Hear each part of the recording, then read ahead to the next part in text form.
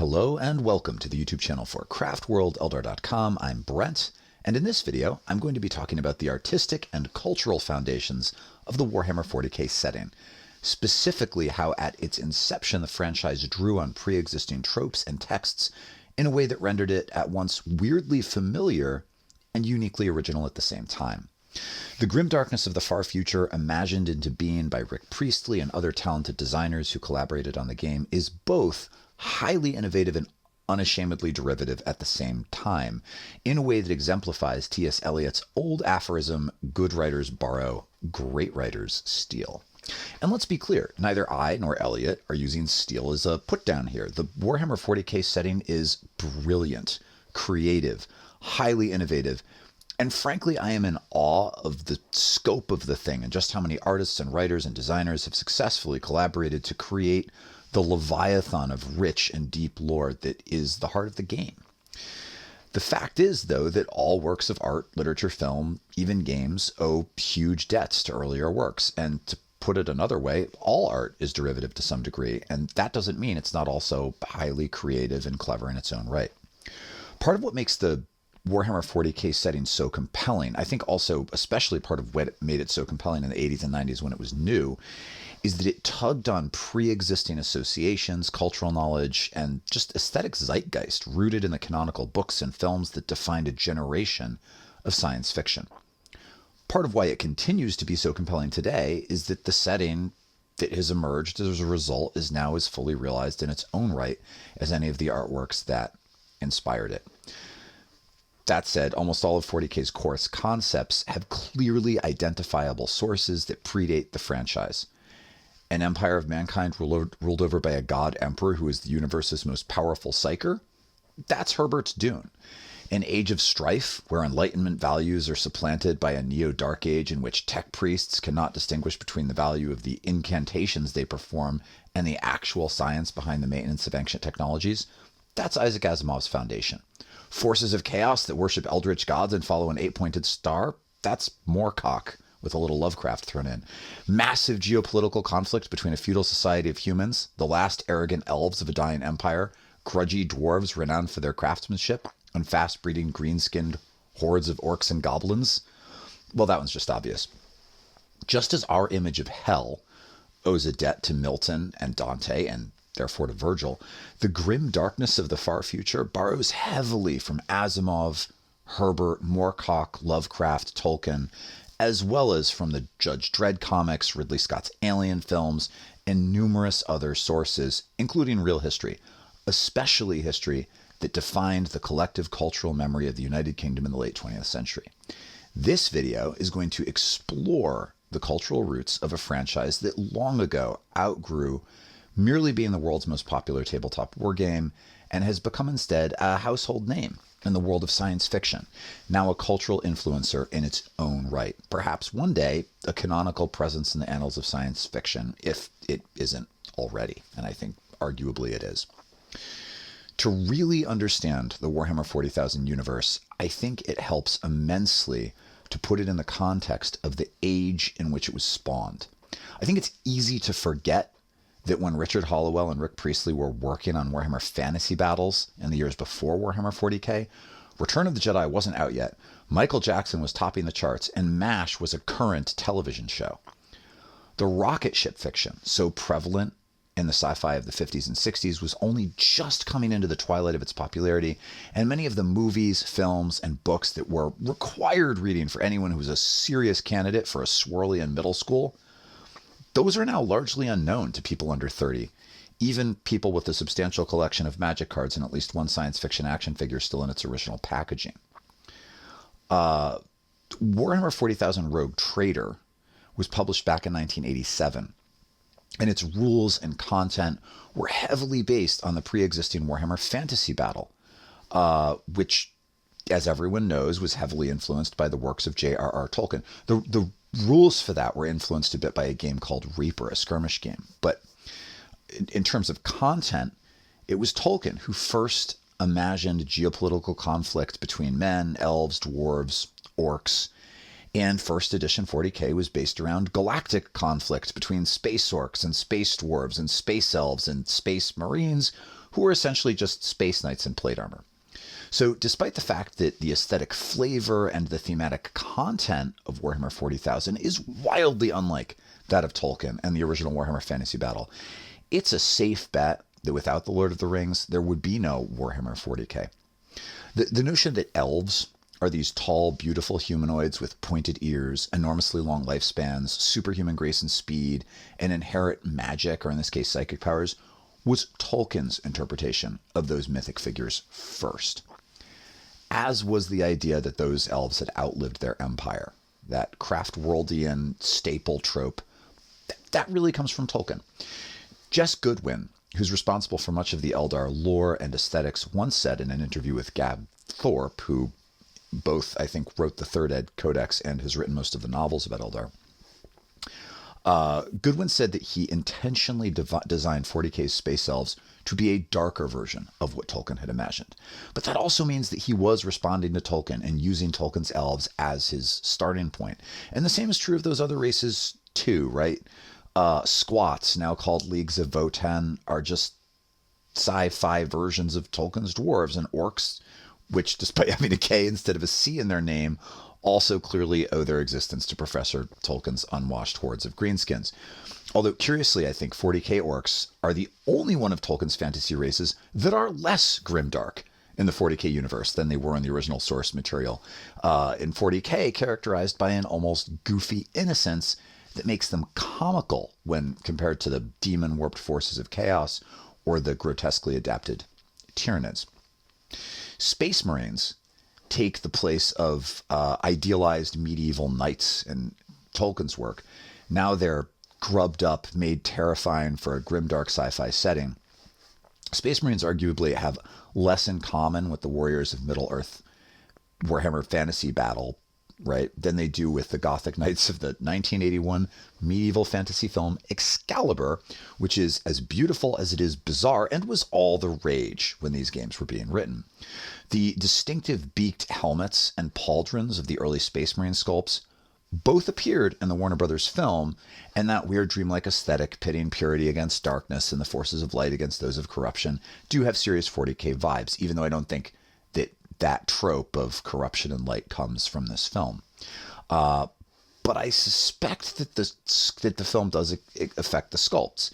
If you're under 35, you may have never heard of Excalibur, but it was big in the 80s, and it remains a good watch to this day. And not only to see Patrick Stewart and Liam Neeson and Helen Mirren in one of their early films, it's a cool movie. It's also important to remember that when Priestley was working on 40k back in the 80s, there just wasn't that much in the way of fantasy or sci-fi cinema. So anything even remotely mainstream in the genre was almost universally well known to nerds. Or to put it another way, the pop culture landscape was nothing like it is today. I strongly suspect, I'm not old enough to remember this, but I strongly suspect that if you were into fantasy and sci-fi back in the early 80s, you probably were familiar with every movie and book that even trivially bordered on being mainstream in the genre, because there just wasn't anything like the plethora of movies and television shows and now novels and video games that we enjoy today. I'm not suggesting that Excalibur was anywhere near as important an influence on 40k as Tolkien or the other texts that I'm going to go into in depth, but it remains true that its fingerprints are probably on the game, like a lot of the films of that time and pop culture of the time are probably on the game, just because there wasn't enough media in the fantasy and science fiction genre for anyone to ignore stuff that was a big part of the geek zeitgeist of the time. Okay, so let's set aside Warhammer Fantasy Battles and by extension J.R.R. Tolkien and dig down on those other texts that were the primary inspirations for the early 40k franchise. The first of these, and in my opinion, the most frequently overlooked, is Isaac Asimov's Foundation. Foundation is the first of a series of novels that tells the story of a vast star empire of mankind, tens of thousands of years in the future, that faces collapse when it becomes too gargantuan to be effectively managed by a single bureaucracy. Sound familiar? Logicians are able to prove that mankind will face a 30,000 year age of darkness that could be shortened to 10,000 years if essential human knowledge is preserved by a secret foundation. When the Dark Age comes, most of humanity reverts to a medieval understanding of science and technology, no longer able to effectively use empiricism and induction to innovate. They remember how to keep the technology they still have working, but not how to make anything new. They begin to treat their technology with superstitious reverence. Machines are maintained by tech priests who use religious incantations alongside mechanical know-how in order to hold together the remains of a once great empire. I assume this is sounding really familiar to you. And that's because the influence of these ideas on the 40K IP is pretty obvious. The empire's bureaucracy, the Age of Strife, tech priests, all of it has roots in Asimov.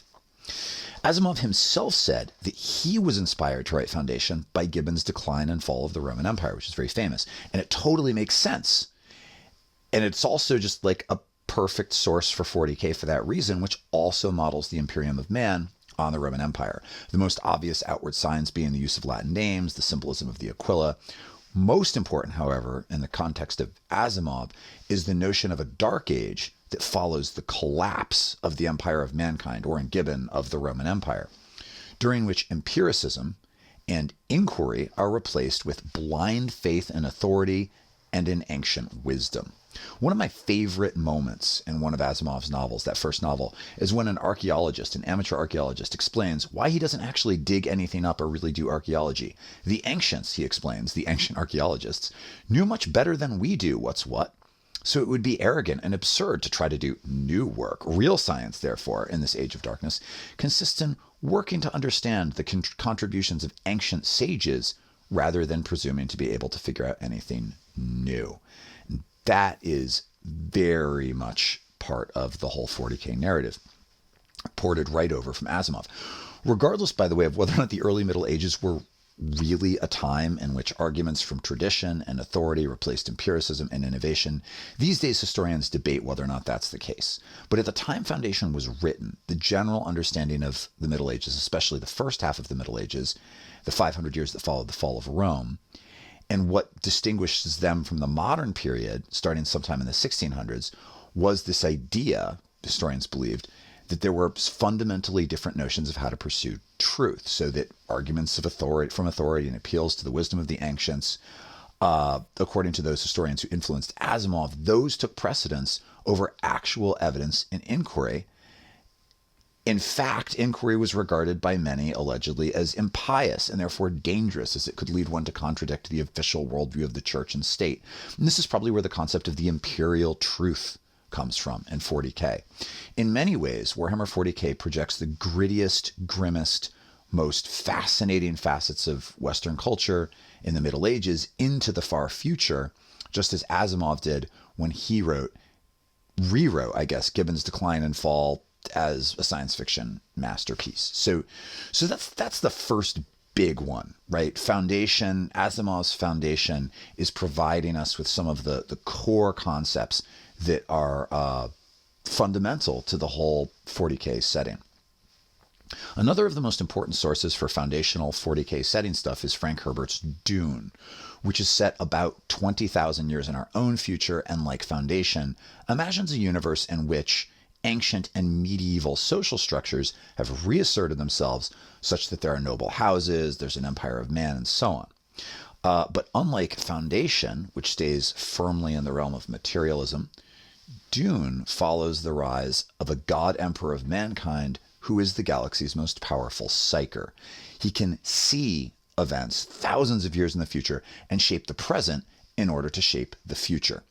Despite being an empiricist himself, who does not want to be worshipped as a god, he allows his own deification because there is apparently some natural human need for religion, and because it's the only way to realize his galactic crusade, which is instead called a jihad in Dune, but the idea in this context is the same. It's a galactic holy war to unify human civilization for its own good and survival.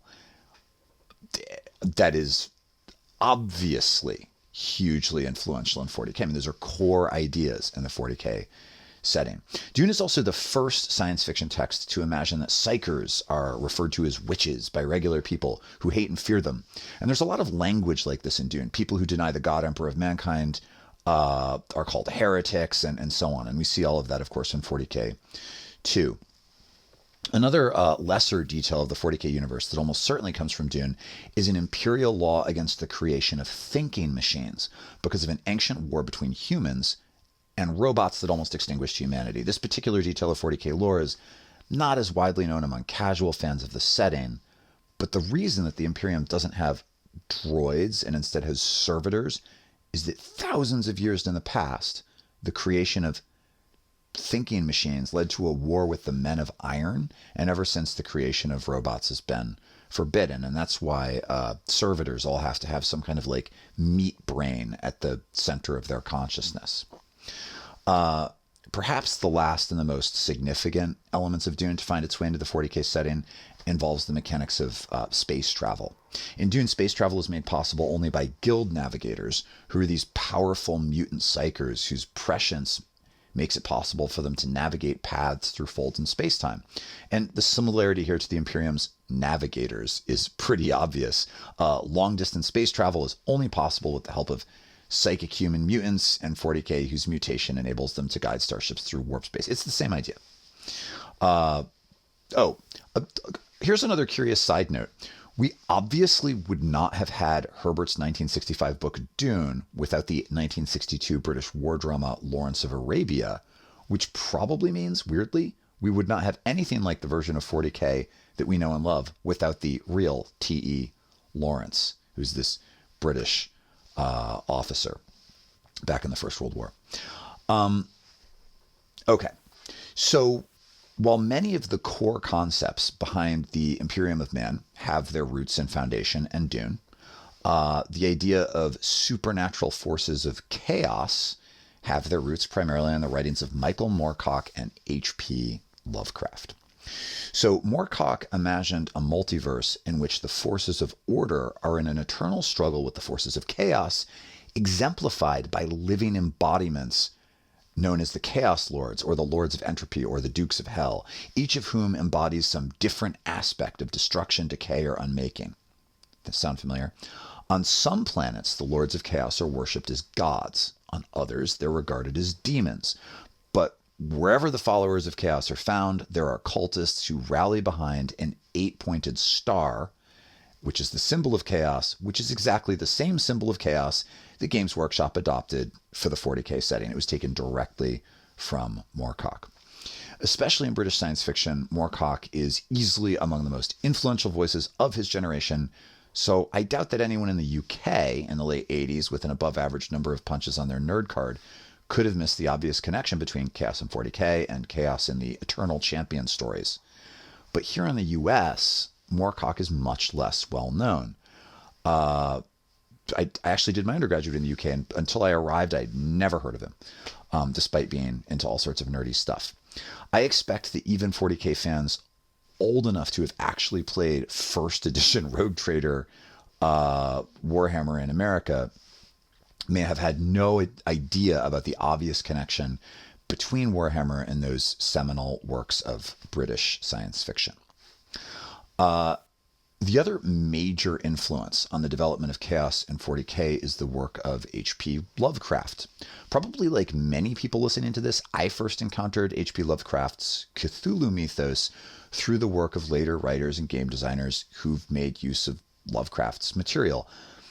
And I love a lot of that stuff, but I personally find Lovecraft's prose style ponderous, his characters a bit flat, his fear of minorities grotesque. Nevertheless, the premise behind his unique brand of horror is enormously compelling, and it's been one of the most influential in the genre in the last few decades, appearing in films, board games, and stories by other authors like Neil Gaiman. It's so cool. Lovecraft imagines this hidden realm beneath reality itself where dwell eldritch beings whose very bodies defy the laws of physics. To look upon one will drive a person mad. The most powerful of these beings, the Old Ones, are worshipped as gods by secret cults, and those worshippers are mutated and corrupted by their contact with these demonic powers from beyond. The old ones have names that sound a bit like those of the 40k chaos gods, like these weird syllables. And it's prophesied that at some point they will split the veil between the material realm and the Stygian darkness beneath, and that they will rise to devour reality itself. And that's the ultimate chaos prophecy in 40k too. If you know enough about 40k to still be interested in this video, I don't need to explain how all of those ideas from Lovecraft have found their way into the 41st millennium that we all know and love. It's just so obvious. That said, it's probably a good moment to mention that the initial release of first edition Rogue Trader 40k did not actually include demons or the chaos gods at all. These were added relatively soon after in supplements, as was the Horus Heresy backstory. But despite the fact that the ruinous powers weren't actually part of the original 40k release, they are so foundational to the setting that I just don't think you could have 40k without them. Perhaps what makes the grim darkness of the far future so grim is that there isn't really any notion of good and evil exactly. The empire of man certainly isn't virtuous, and chaos doesn't oppose good, it opposes order. The ultimate nihilism of the 40k universe is that there is no contest between good and evil, because there is no good to speak of really. It's a contest between order and entropy entropy is winning. This fundamental dichotomy is foundational to everything 40k, and deftly expresses what Nietzsche and a British scholar I admire named Barry Scott call the Apollonian-Dionysian dichotomy, an understanding of reality that explains everything with reference to this conflict between these two fundamental forces that are themselves perhaps beyond good and evil. This tension has increasingly become the gravitational center of the 40k universe in the decades since the initial release of the game. In part, I think this is because many of the writers who came to the IP a little bit later are so interested in this aspect of the story, and so they've developed it. Dan Abnett is a really good example of this. Abnett is the author of most of the very best regarded Black Library novels, including, among others, Horus Rising, the Gaunt's Ghost series, the Eisenhorn trilogy, and Abnett is an Oxford-educated student of literature who combines like foundational knowledge of the classics and his love of history with contemporary geek culture that informs all of his writing. And he's done a ton to develop the role and identity of chaos in the 40k setting, adding these like Miltonic overtones that are callbacks to Paradise Lost in that Horus Heresy book, but also like seriously dialing up the Lovecraftian horror to 11. If you really want to see Abnett's use of Lovecraftian tropes in its purest form, though, I suggest checking out his 2008 Guardians of the Galaxy comics that he wrote with Andy Lanning from Marvel a few years after his first Black Library novel. Unlike the recent films inspired by the comics, Abnett's version of the story often reads like a 40k Marvel mashup with Star-Lord, Rocket, Groot, and the other eponymous heroes battling the many angled ones and other things that should not be from a realm of chaos threatening to consume reality itself. Not only is the story fabulous, but the art might be some of the best non-40k 40k art out there. It's so cool. Okay. So I think it is reasonable to suggest the most foundational elements of the 40k universe are drawn largely from Tolkien, Foundation, Dune, Moorcock, and Lovecraft. I think those are the big sources, the big influences. But these are far from the only significant influences. In fact, every playable faction and many other significant aspects of the setting also pull heavily from other external source material. Among the most obvious examples of these is the Adeptus Arbites. The Arbites are a little bit like the Imperium of Man's galactic FBI, but empowered to be judge, jury, and executioner of anyone who has violated imperial law anywhere. Now, not only is the judge, jury, and executioner thing taken directly from Judge Dredd, but one look at the models makes it obvious that the Arbites are kind of creative transplants from that other IP, and it totally works. The Judge Dredd comics satirize authoritarian rule in a similar manner to the way that 40k does it, and both settings invoke a similar brand of cheerful dystopian nihilism. In fact, Rick Priestley was working on the Judge Dredd RPG at the same time he was writing for early Warhammer Rogue Trader, which probably explains that crossover.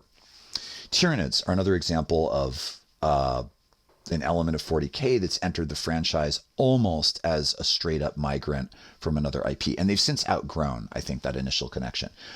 But unlike the early 40K races, Tyranids obviously weren't inspired by Tolkien. However, in 1986, James Cameron's film Aliens reimagined the xenomorph of Ridley Scott's Alien as just one of a number of deadly morphologies working as part of a hive mind, and then set them in a be-killed showdown with the colonial marines. The similarities to Tyranids, which appeared in 40K the following year, are just obvious. And in that initial book, they were like, there was art, they were referred to, they weren't a playable race yet.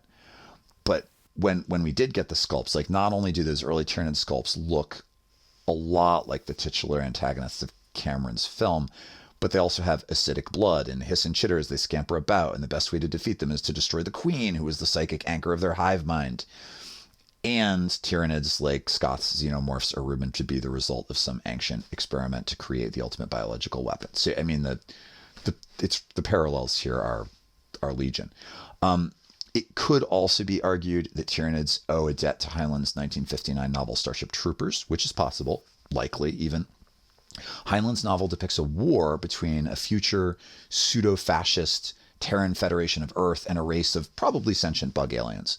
While it is absolutely reasonable to suppose that Heinlein's work has influenced the development of 40K, of course it has, I actually think that in the case of Starship Troopers, the influence is at least equally present in the other direction. Not on that 1959 book, of course, but the 1997 film Starship Troopers depicts soldiers of the mobile infantry looking remarkably like the Imperial Guard models that came out around the time the film went into production.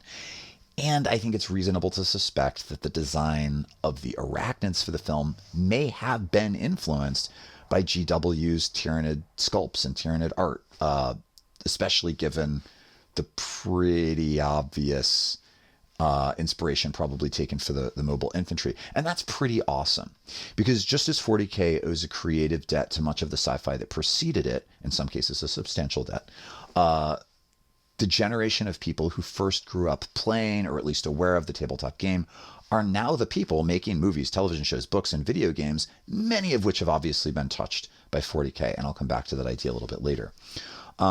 Ironically, Tyranids also owe a weird debt to Dune, as the xenomorph of the Ridley Scott Alien franchise that clearly provided the starting point for Tyranid warriors was designed by H.R. Geiger, who was in part recycling conceptual designs he did for a film production of Dune that was never made. If you were interested in learning more about this, there is a fabulous documentary called Jodorowsky's Dune, which tracks the story of that failed production and how it became arguably the most influential movie that was never made. It's super cool.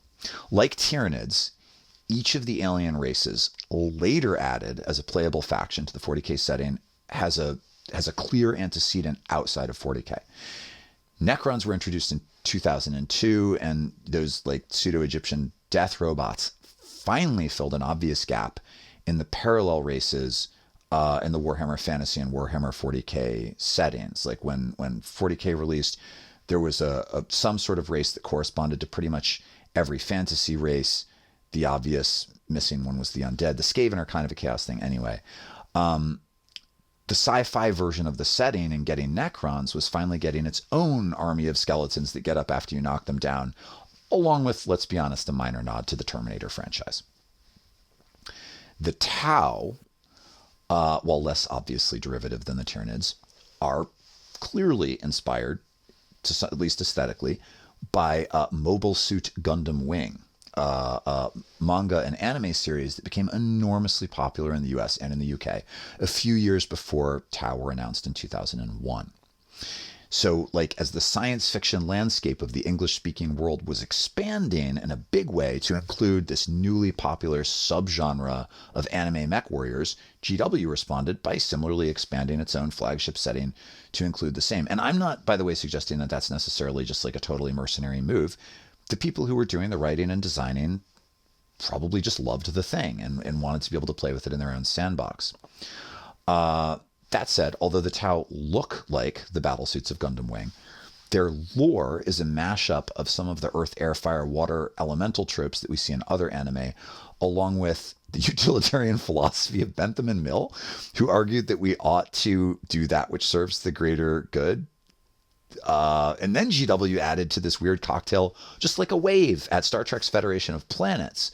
Although the Tau themselves are a race of these like blue humanoid eggplant people, their empire includes a variety of alien species, even many humans who desire peace and are working together for a greater good in the cosmos, which is more or less the Federation in Star Trek. But to avoid making the Tau sound a bit too much like potential good guys for the grimdark setting of 40K, GW added in a bit about oppressing the crew and conquering unwilling planets when they were convinced it was necessary for the greater good. So maybe it's a little bit more like the Federation after the addition of Section 31 or something. Like we've got to make sure there are no good guys in this setting, but the Tau are probably as close as it comes. I would love, by the way, if GW would double down on making models for more of the like Tau sub races. I kind of think that's what makes them interesting. Like the rebels in in Star Trek, with the exception of Grand Admiral Thrawn, everyone in the Imperium is a human, but then the rebels are like all of these different aliens running around with humans. I feel like that's what Tau should be like.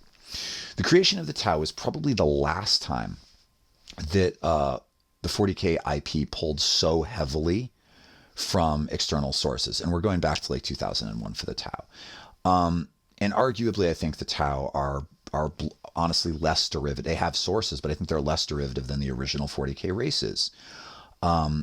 In the early days of the tabletop game, it seemed like every time there was some other edgy, gritty addition to the sci-fi genre, 40K somehow absorbed it. So like when White Wolf rocked the RPG industry, which was dominated by Dungeons and Dragons, with the introduction of Vampire the Masquerade, which is like this grittier, very different way to roleplay. It wasn't long before suddenly all of the Blood Angels were space vampires and all of the Space Wolves were, well, space werewolves. We've since gotten away from the Blood Angels are all space vampires, and now they've retconned that a little bit to be less. Is twee the right word for that? I don't know. Less whatever it is.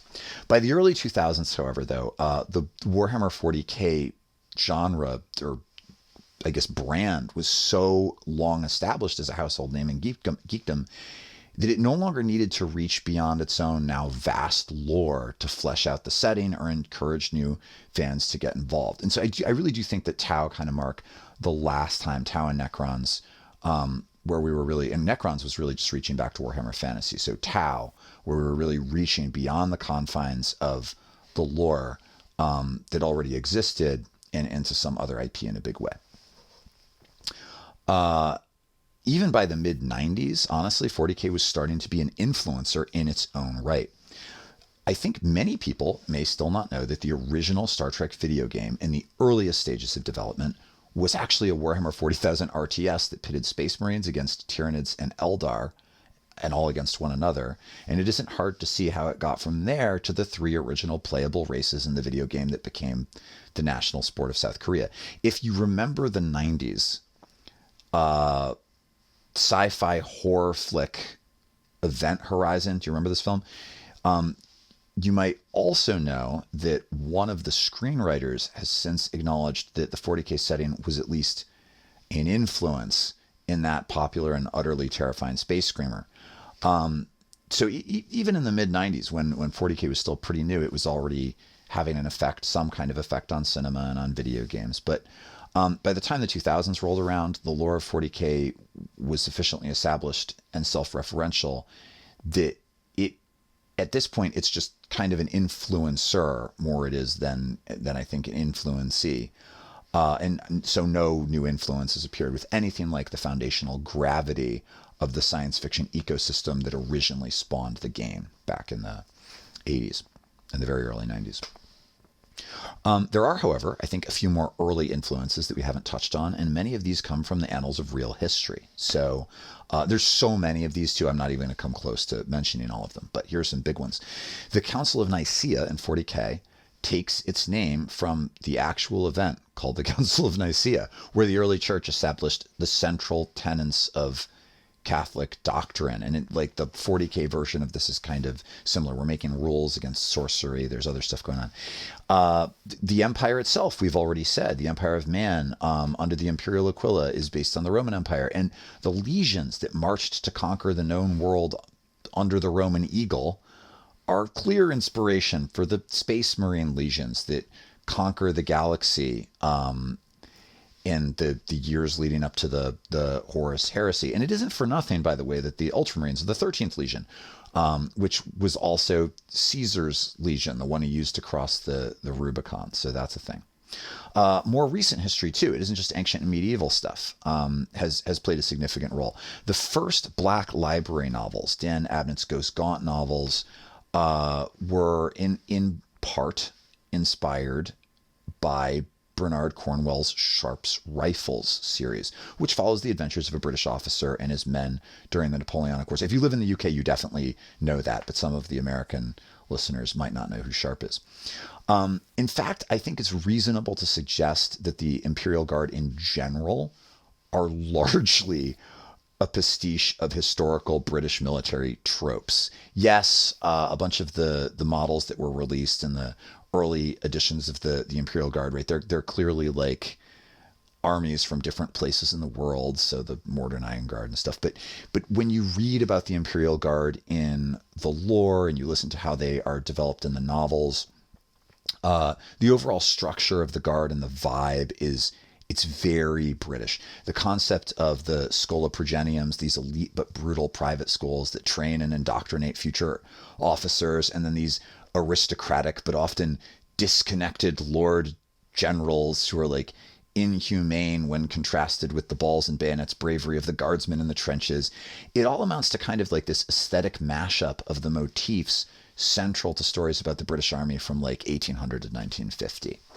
The Death Corps of Krieg, I think, is a particularly good example of this. That whole sub-faction is essentially an expression of like the nightmare experience of British soldiers on the Western Front in World War I, right down to the horses with gas masks.